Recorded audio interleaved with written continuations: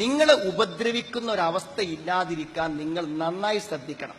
അതിന് നിങ്ങൾ ചെയ്യേണ്ടത് 2 കാര്യങ്ങളാണ്. ഞാൻ പറഞ്ഞ നാളെ നേരം വെളുത്താൽ ഈ 2 കാര്യത്തിൽ നിങ്ങൾ വീഴ്ച വരുത്തരുത്. അല്ല യുദൈൻ, ഉപദ്രവിക്കപ്പെടാതിരിക്കുവാൻ ഇസ്ലാം നിർദ്ദേശിച്ച ഏറ്റവും പ്രധാനപ്പെട്ട 2 കാര്യങ്ങളാണ്. ഒന്നെന്താ, നിങ്ങൾ ഡ്രസ് കോഡാണ്. ഡ്രസ്സാണ്.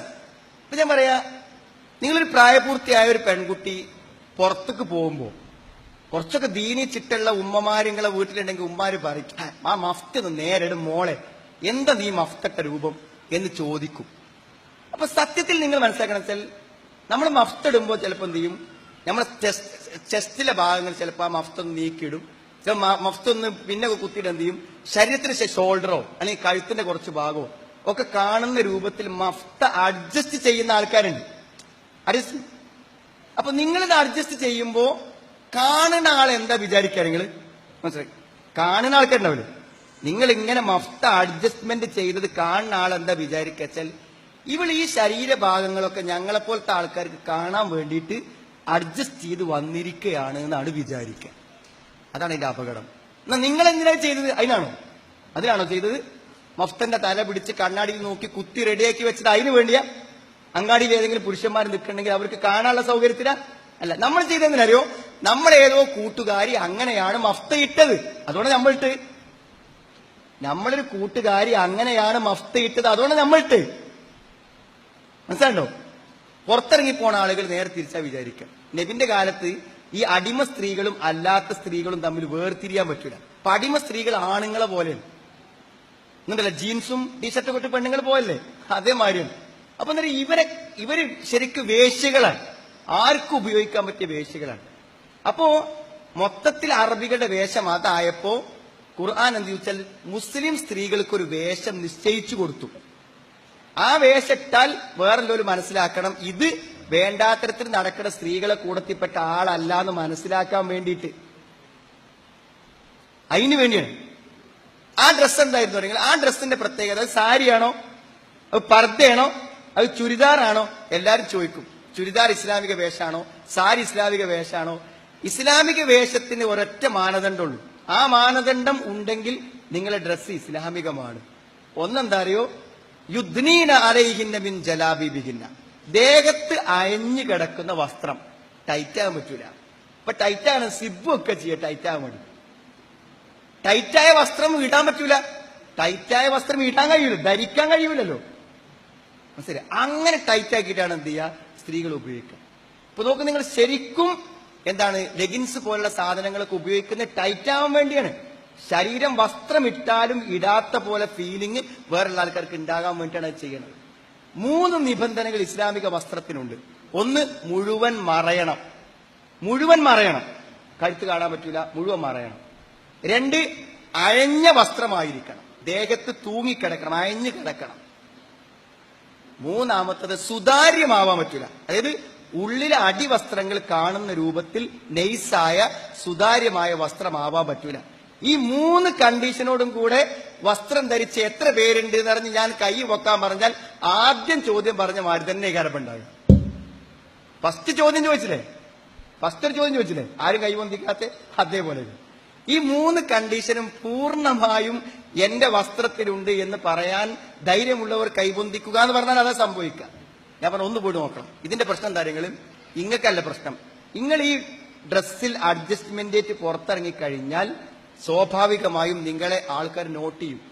അവർ നിങ്ങളോട് വേണ്ടാത്ത രൂപത്തിൽ പെരുമാറും. അവരെങ്ങനെങ്കിലും നിങ്ങളെ വശീകരിക്കാൻ ശ്രമിക്കും. അതിന് വലിയ പണിയൊന്നുമില്ല. എന്താ, നിങ്ങളെ ഒന്ന് പ്രശംസിച്ച് പറഞ്ഞാൽ മതി.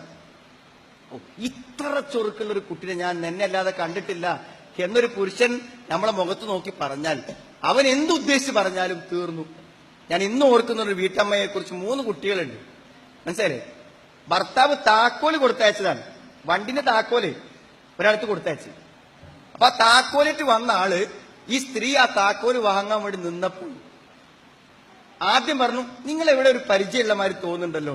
ഒരിക്കലും കാണാത്ത ഈ വീട്ടമ്മനോട് പറയാണ്, നിങ്ങൾ എവിടെ കാണാൻ വേണ്ടി. അപ്പോ സ്വാഭാവികമായിട്ടും കുറച്ചിടെ അങ്ങനെ നിൽക്കൂലേ.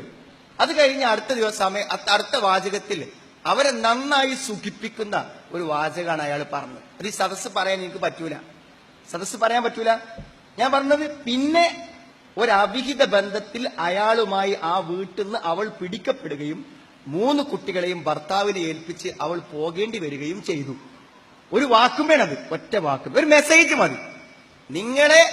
നിങ്ങളെ വീഴ്ത്താൻ ഒരു മെസ്സേജ് മതി, ഒറ്റ മെസ്സേജ്, അത്ര ആവശ്യം. അതുകൊണ്ട് നിങ്ങൾ എന്ത് ചെയ്യണം, ഡ്രസ്സ് അത് ഏറ്റവും നല്ല രൂപത്തിൽ എന്ത് ചെയ്യണം, നിങ്ങൾ എന്ത് ചെയ്യും, ഡ്രസ്സിന്റെ കാര്യം ഏറ്റവും നല്ല രൂപത്തിൽ ശ്രദ്ധിക്കണം. രണ്ടാമത്തെ ഒരു കാര്യം, ഇത് ഇന്നത്തെ ക്ലാസ്സിൽ നിങ്ങൾ നാളെ പ്രയോഗവൽക്കരിക്കേണ്ട കാര്യമല്ല.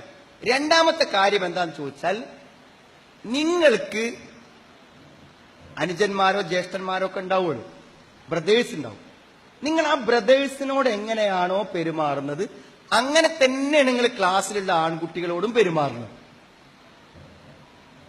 അപ്പൊ നിങ്ങളോട് ഞാൻ എങ്ങനെ അറിഞ്ഞു എന്നല്ല ചോദിക്കുക, ഞാൻ പറയാനല്ലോ. ഇപ്പോ ഇത് നിങ്ങളെ വീട്ടിലുള്ള ബ്രദേഴ്സിനോട് പെരുമാറുന്ന പോലെ തന്നെയാണ് നിങ്ങൾ ക്ലാസ്സിലെ ആൺകുട്ടിയോട് പെരുമാറുന്നത്. ഞാൻ പറയുമ്പോൾ നിങ്ങൾ എന്നോട് ചോദിക്കും, എങ്ങനെ ഇപ്പൊ നിനക്കതറിയാം, നിങ്ങൾക്ക് എങ്ങനെ അതറിയാം ഞങ്ങൾ അങ്ങനെ പെരുമാറുന്നത്? എനിക്ക് എങ്ങനെ അറിയാം? നിങ്ങൾ 20ാമത്തെ കൊല്ലമാണ് ആണും പെണ്ണും മിക്സഡായി പഠിക്കുന്ന ഒരു കോളേജിലെ അധ്യാപകനാണ് ഞാൻ. 20 കൊല്ലമായിട്ട് ഞാൻ പഠിപ്പിക്കുകയാണ് സർവീസിൽ. മനസ്സിലായി? ക്ലാസ്സിലെ ആൺകുട്ടികളും പെൺകുട്ടികളും എങ്ങനെ പെരുമാറുന്നു എന്ന് എനിക്കറിയാം. ഒരു ഭയമില്ലാതെയാണ് അവർ പരസ്പരം പെരുമാറുന്നത്. ചില ആളുകൾ ഭക്ഷണം എന്ത് ചെയ്യും, എന്തെങ്കിലും മിഠായി കഴിക്കുകയാണെങ്കിൽ അത് പൊട്ടിച്ചിട്ട് ഒരു പൊട്ട് കൊടുക്കും.